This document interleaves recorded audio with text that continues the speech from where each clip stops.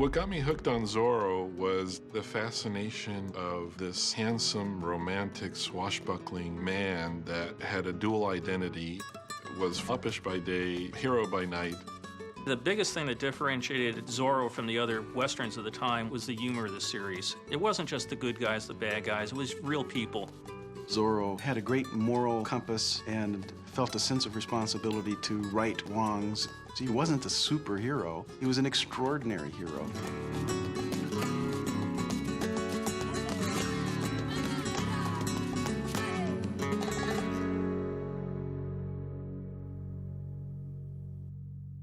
Zorro made his first appearance in a pulp magazine, All Story, in 1919, in a serial that went on for 5 issues called The Curse of Capistrano.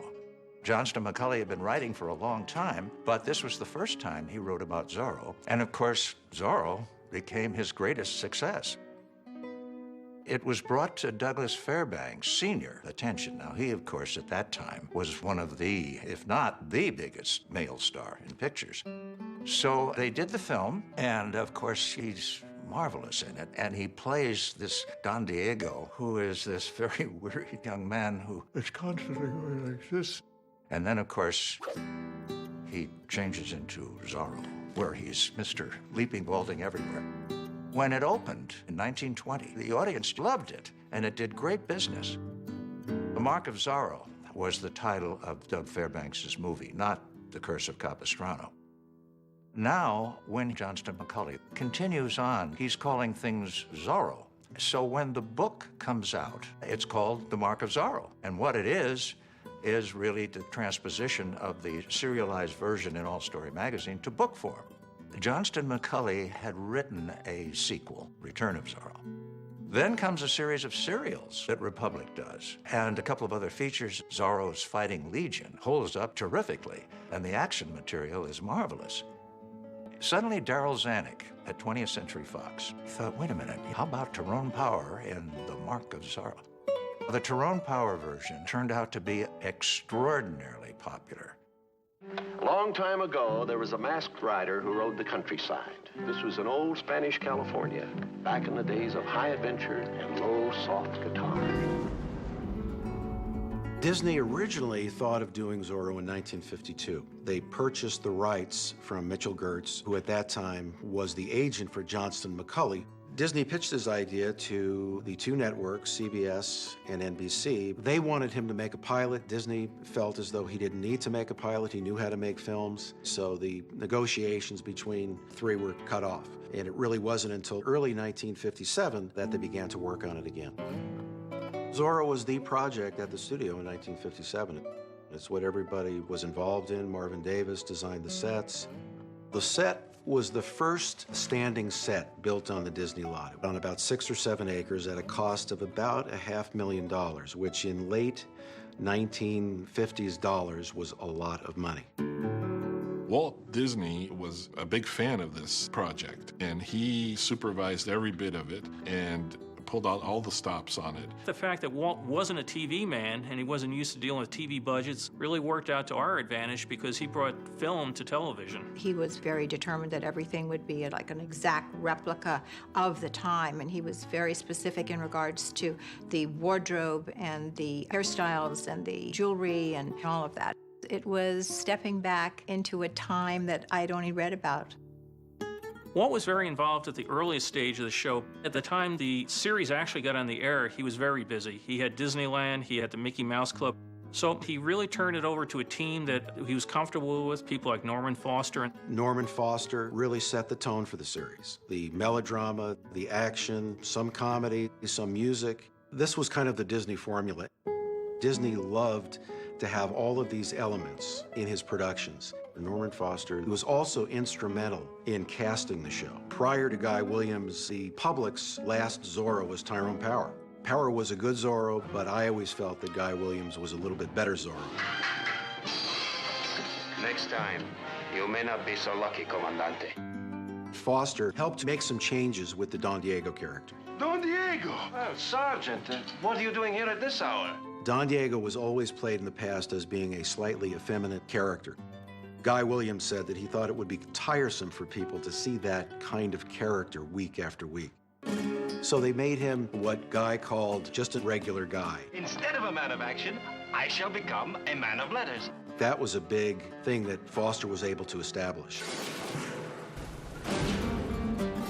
Walt Disney's dedication was to excellence, so the finished product to him was everything. Each episode of Zorro cost approximately $78,000, 39 episodes a season. And those were shot on a 5-day schedule, which was really extravagant for that period of time, and it really shows. It has a real film look to it. What impressed me the most about the show was the fact that the actors all worked together so well. They were a true ensemble, and so the whole air on the set was that of adventure and fun.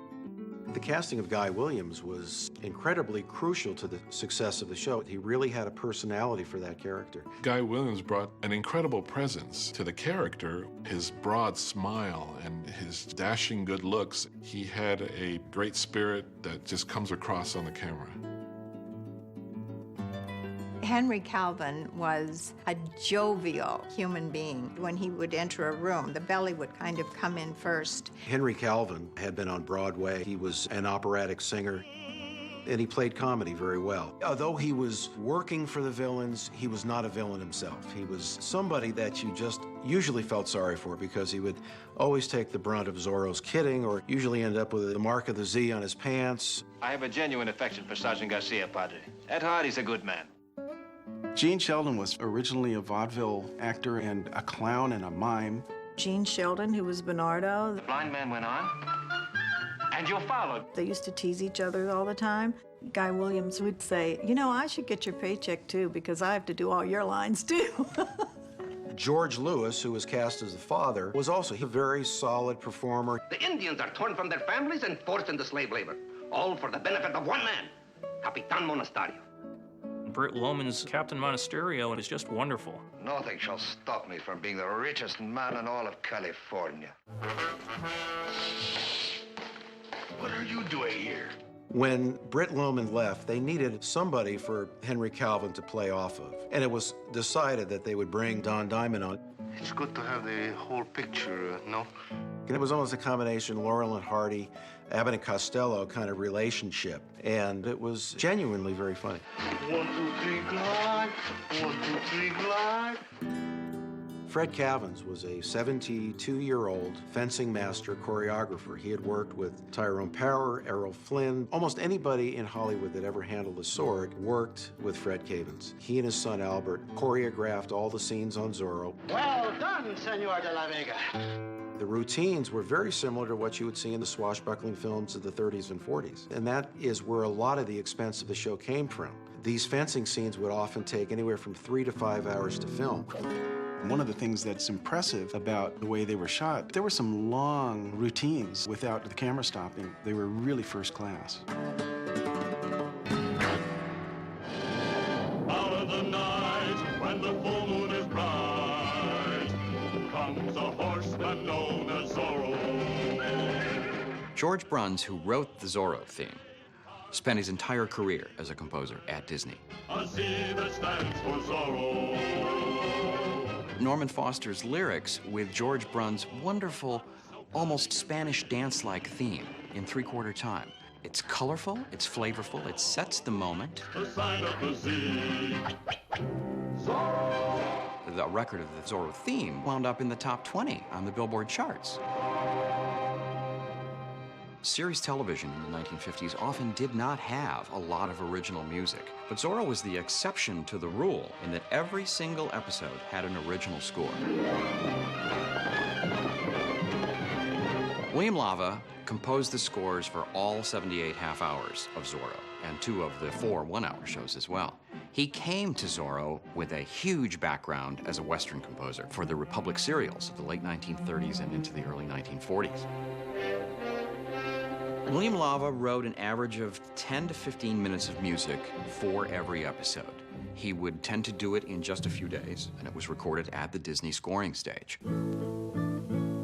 One of the wonderful things about the atmospheric music of Zorro is the fact that it's often solo guitar.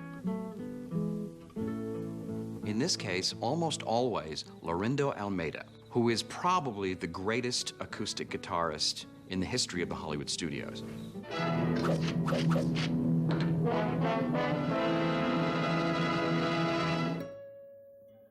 Zorro was a big win for ABC. The first season, Zorro was getting 38% of the audience. The second season was getting 40% of the audience.